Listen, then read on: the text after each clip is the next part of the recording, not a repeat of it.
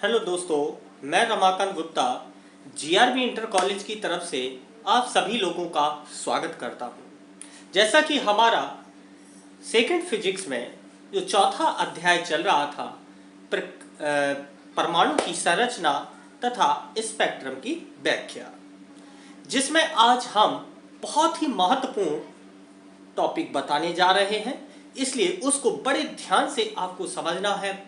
बहुत ही very very most important है, जो हर 2 साल में रिपीट जरूर होता है और एक बोर्ड एग्जाम के लिए अति महत्वपूर्ण है। तो आज हम हाइड्रोजन स्पेक्ट्रम की व्याख्या करने जा रहे हैं, इसलिए इसे आप लोग बड़े ध्यान से पूरा वीडियो बिना स्किप किए हुए जरूर देखें। तो चलिए आज का सेशन शुरू करते हैं।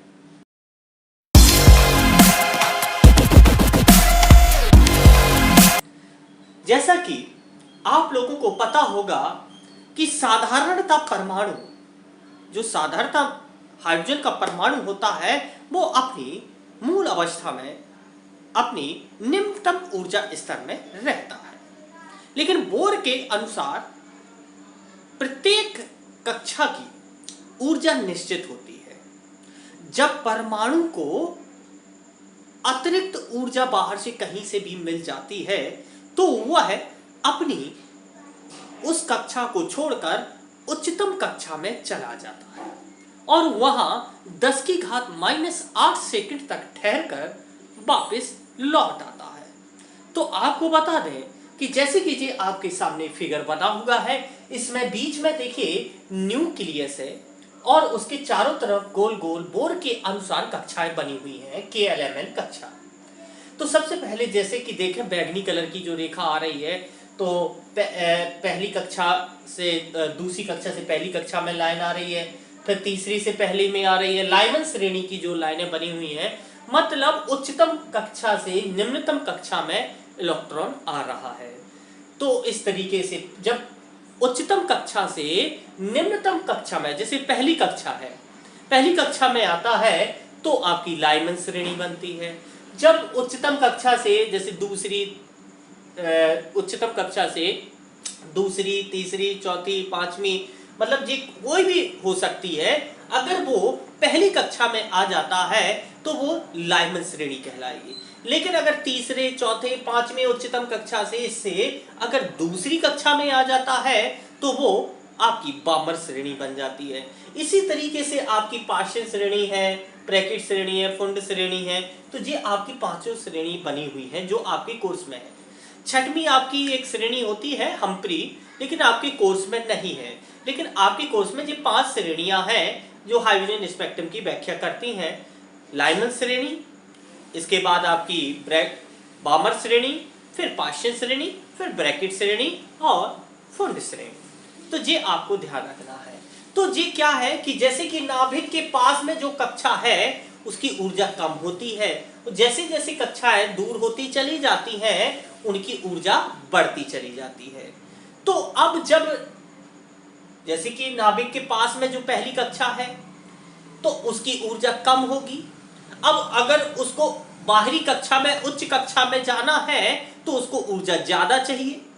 तो हम जब उसको कुछ एनर्जी देते हैं या उस परमाणु को गर्म करते हैं, हीट करते हैं, एनर्जी देते हैं, तो क्या होता है, उसको जो ऊर्जा मिलती है तो वो उसको उत्तेजित अवस्था में कर देता है और वो अपनी कक्षा को छोड़कर उच्चतम कक्षा में पहुंच जाता है। और वहां पर कुछ देर रुकने के बाद जब वो वापस लौटता है तो उसकी ऊर्जा, अब वो ऊर्जा कम होगी ना, क्योंकि हर कक्षा की ऊर्जा बोर के अनुसार निश्चित होती है। तो वो अगर वो पास में आएगा नाभिक के, जैसे कि 5वीं कक्षा में पहुंच गया, चौथी कक्षा में पहुंच गया, वहां से पहली कक्षा में आएगा तो चौथी या 5वीं कक्षा की तो ऊर्जा ज्यादा होगी।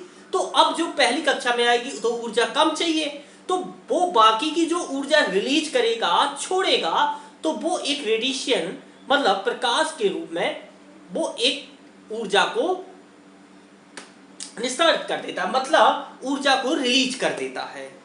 ठीक है, तो इस तरीके से उत्सर्जन करता है ऊर्जा का। तो जब आपको अब पता चल गया है कि जब इलेक्ट्रॉन उच्च कक्षा से निचली कक्षा में आता है तो वह कुछ ऊर्जा को रिलीज करता है, जिससे हमको एक स्पेक्ट्रम प्राप्त होता है, रेखीय स्पेक्ट्रम प्राप्त होता है जो इस प्रकार है। तो जैसे कि हमारा रियल फिगर ए है। अब रियल फिगर हमारा ये है कि इसमें देखिए आपकी सभी श्रेणियां बनी हुई हैं, लाइमन श्रेणी, फिर इसके बाद आपकी बामर श्रेणी, पाश्चन श्रेणी, ब्रैकेट श्रेणी, फुंड श्रेणी, और सभी की ऊर्जा दी गई है। आपको बता दें कि जैसे जैसे आपकी तरंग दैर्ध्य बढ़ती है, जैसे जैसे हम कक्षाओं, जैसे कि 6वीं कक्षा से पहली कक्षा में आ रही है, 5वीं से पहली कक्षा में आ रही है, 4थी से पहली कक्षा में आ रही है, तो जैसे जैसे आपकी जो कक्षा कम होती चली जाएगी तो तरंग दैर्ध्य आपकी बढ़ेगी, लेकिन ऊर्जा कम होगी। ऊर्जा और तरंग दैर्ध्य दोनों एक दूसरे के अपोजिट है, क्योंकि जैसे कि अब एक एग्जांपल ले लेते हैं, जैसे कि हमारा जो लाइमन श्रेणी का ले लीजिए, दूसरी कक्षा से n बराबर 2, दूसरी कक्षा से पहली कक्षा में आ रहा है, तो यहां पर ऊर्जा का अंतर कम होगा, ऊर्जा कम रिलीज होगी। लेकिन अगर 5वीं से पहली कक्षा में आ रहा है तो ऊर्जा ज्यादा डिफरेंस है, 5वीं में ज्यादा ऊर्जा चाहिए, पहले में कम, तो ज्यादा ऊर्जा रिलीज होगी। तो यहां पर जैसे जैसे कक्षा बढ़ेगी तो ऊर्जा ज्यादा होगी और तरंग दैर्ध्य कम होगी। तो ये ध्यान रखना है, दोनों एक दूसरे के अपोजिट है। अगर तरंग दैर्ध्य ज्यादा होती है तो ऊर्जा कम होती है, और अगर ऊर्जा ज्यादा होती है तो तरंग दैर्ध्य कम होती है। तो ये ध्यान रखना है। तो सबसे पहले आपको बता दें कि जब इस प्रकार से आपकी ये हाइड्रोजन स्पेक्ट्रम की 5 श्रेणियां प्राप्त होती हैं। पहली है लाइमन श्रेणी। लाइमन श्रेणी में आपको बता दें कि जब इलेक्ट्रॉन उच्च ऊर्जा स्तर से पहले ऊर्जा स्तर में आता है, पहले ऊर्जा स्तर में आता है, तो उससे जो श्रेणी हमको प्राप्त होती है वो लाइमन श्रेणी कहलाती है। और ये लाइमन श्रेणी हमें पराबैंगनी भाग में प्राप्त होती है, ये पराबैंगनी क्षेत्र में दिखाई देती है। और इसकी जो सबसे बड़ी तरंग दैर्ध्य होती है वो 1216 एंगस्ट्रॉम की होती है, और जो सबसे छोटी तरंग दैर्ध्य होती है वो 900 एंगस्ट्रॉम की होती है। इसके बाद जो दूसरी कल दिख रही है आपकी बामर श्रेणी, इसमें क्या होता है, उच्च ऊर्जा स्तर से दूसरे ऊर्जा स्तर में इलेक्ट्रॉन लौटता है, और यह दृश्य भाग में दिखाई देता है। और इसकी सबसे बड़ी तरंग दैर्ध्य 6563 एंगस्ट्रॉम तथा सबसे छोटी तरंग दैर्ध्य 3646 एंगस्ट्रॉम होती है। इसके बाद तीसरी आपकी जो श्रेणी प्राप्त होती है वो है आपकी पाश्चन श्रेणी। पाश्चन श्रेणी में उच्च ऊर्जा स्तर से इलेक्ट्रॉन तीसरे ऊर्जा स्तर में आता है, और यह अवरक्त क्षेत्र में दिखाई देता है, जिसको हम पॉइलेट कहते हैं, मतलब आपका अवरक्त। और इसकी जो सबसे बड़ी तरंग दैर्ध्य होती है वो 18735 एंगस्ट्रॉम की होती है, और जो सबसे छोटी तरंग दैर्ध्य होती है वो 8196 एंगस्ट्रॉम की होती है।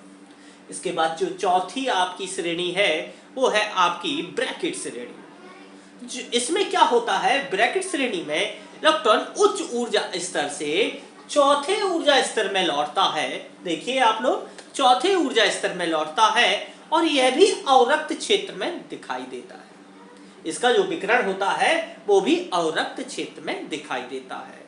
और इसकी जो सबसे छोटी तरंग दैर्ध्य होती है और जो सबसे बड़ी तरंग दैर्ध्य होती है, तो सबसे बड़ी तरंग दैर्ध्य होती है 40,500 एंगस्ट्रॉम की, और जो सबसे छोटी तरंग दैर्ध्य होती है वो 14,516 एंगस्ट्रॉम की होती है।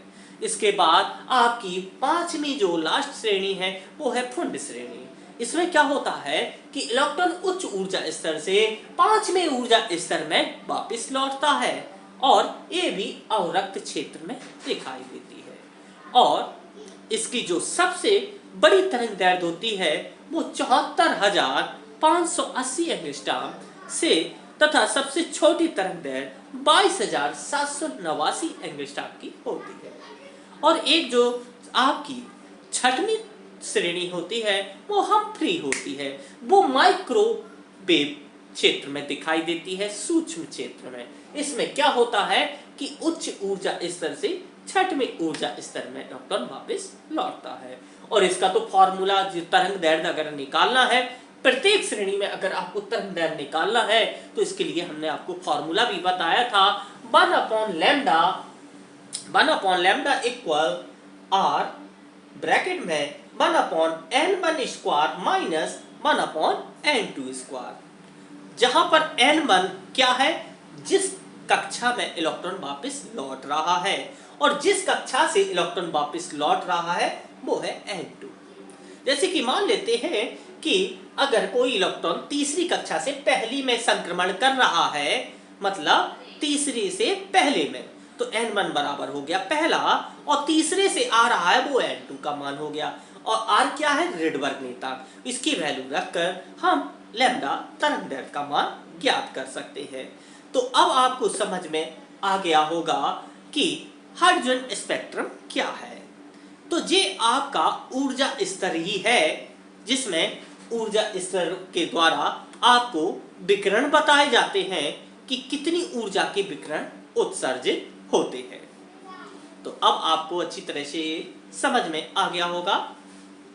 तो अगर आपको कहीं भी कोई क्वेश्चन डाउट है तो आप हमसे अलग से पूछ सकते हैं।